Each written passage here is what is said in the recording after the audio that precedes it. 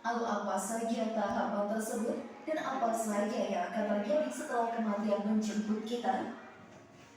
Tonton video ini hingga akhir ya, agar kamu dapat memahami secara utuh dan tidak tersesat. Berikut sampai mana? Inilah 8 tahap perjalanan manusia menuju akhirat versi dari Magen Islam.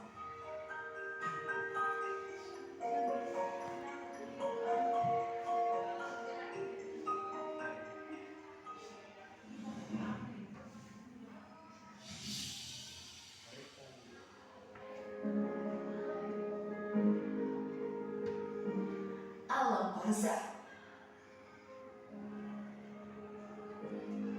Tahap pertama kita akan masuk ke dalam alam barzakh. Di sana sangat berbeda sekali dengan kehidupan di dunia ini. Alam barzakh bisa juga disebut dengan alam kubur yang membatasi alam dunia dengan alam akhirat. Di sini kita akan bertemu dengan malaikat Munkar dan Nakir untuk diberi 6 pertanyaan. Jika selama hidup di dunia ini kita beriman kepada Allah, menjalani perintahnya dan menjauhi segala larangannya, maka pertanyaan tersebut akan bisa dijawab dengan mudah. Namun jika di dunia banyak perbuatan dosa yang kita lakukan, maka hal tersebut akan sulit sekali untuk menjawab. Siksa kubur pun akan didapatkan bagi orang-orang yang banyak melakukan perbuatan zalim selama di dunia. Siksaan kubur sangat bagi sahabat beriman. Banyak dari umat yang menyesal melakukan perbuatan dosa selama hidup di dunia. Namun semua itu hanya sia-sia belaka. Hal ini pun dijelaskan dalam Al-Quran. Sehingga apabila datang kematian kepada seorang di antara mereka yang kafir, ia berkata, "Ya Tuhanku, kembalikanlah aku agar aku berbuat amal saleh terhadap yang telah aku tinggalkan." Allah berfirman, "Sekali-kali tidak, sesungguhnya itu hanyalah perkataan yang diucapkannya saja, dan di hadapan mereka ada barzakh atau pemisah sampai hari mereka dibangkitkan." Quran Surat Al-Mu'minun ayat 99 sampai 100. Karena itu bertobatlah selama masih hidup jika banyak melakukan dosa, karena penyesalan di alam kubur hanyalah sesuatu yang sia-sia belaka. Namun sebelum video semakin berlanjut, klik dulu tombol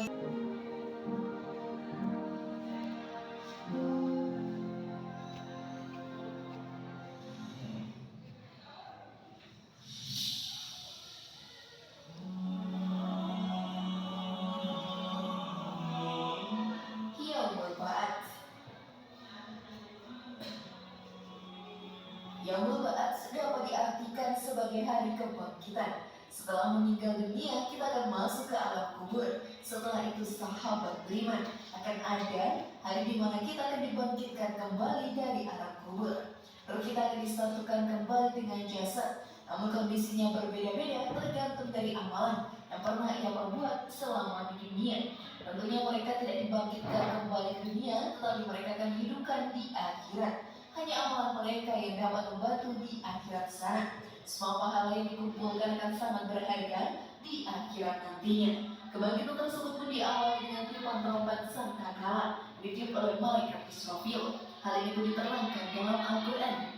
Dan tiuplah sangkakala, maka matilah siapa yang di langit dan di bumi kecuali siapa yang dikehendaki Allah. Kemudian ditiup sangkakala itu sekali lagi, maka tiba-tiba mereka berdiri menunggu keputusannya masing-masing. Quran Surat Az-Zumar ayat 68.